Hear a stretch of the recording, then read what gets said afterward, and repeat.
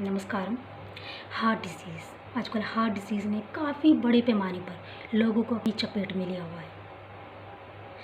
काफ़ी बड़े पैमाने पर लोग इसका शिकार हो रहे हैं। ऐसा नहीं है कि पहले कभी हार्ट अटैक नहीं होते थे, हार्ट से संबंधित बीमारियां नहीं होती थी, लेकिन बहुत रेयर या कहीं कि केवल ओल्ड सिटीजन्स को ये बीमारी हुआ करती थी। लेकिन आजकल हालात ये हैं कि यंगस्टर्स भी इस बीमारी का शिकार हो रहे हैं।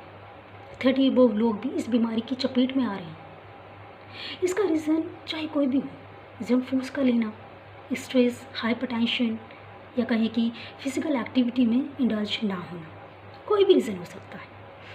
लेकिन मुद्दा यहाँ ये नहीं है, मुद्दा यहाँ ये है कि जब हार्ट अटैक के पेशेंट की एंजियोप्लास्टी की जाती है तब आर्टरीज़ को एक्सपेंड करने के लिए एक स्प्रिंग डाली जाती है, जिस स्प्रिंग का मार्केट रेट केवल 10 रुपये है, लेकिन उसका चार्ज डॉक्टर पेशेंट से 50 से लेकर 2 लाख तक वसूलते हैं। ये वही स्प्रिंग है जो कि बॉल पेन में लगी होती है। इस संबंध में राजीव दीक्षित जी ने अब्दुल कलाम जी को एक बड़ा पत्र लिखा और उसमें लिखा कि आप तो DRDO में एक बड़े पद पर कार्यरत थे, फिर आपने इस संबंध में कोई कदम क्यों नहीं उठाया।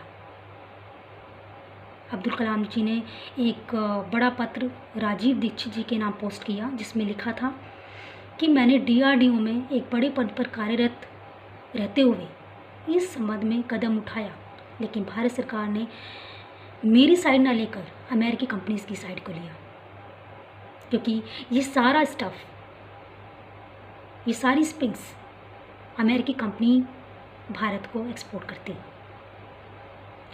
तब राजीव दीक्षित जी ने कहा कि अब तो आप सुपर पावरफुल हैं, अब तो पावर आपके हाथ में है।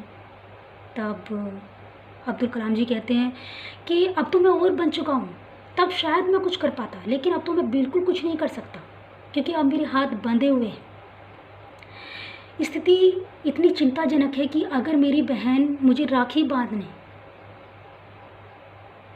मेरे घर आती है तो उसे होम मिनिस्ट्री से परमिशन लेनी होती है, और किसी भी तरह से अगर होम मिनिस्ट्री को मेरी बहन पर संदेह हो जाए तो मेरी बहन की हिम्मत नहीं कि वो मुझे राखी बांधने आ सके। स्थिति इतनी चिंताजनक। तो बस अभी के लिए इतना ही, आगे दीजिए। नमस्कार।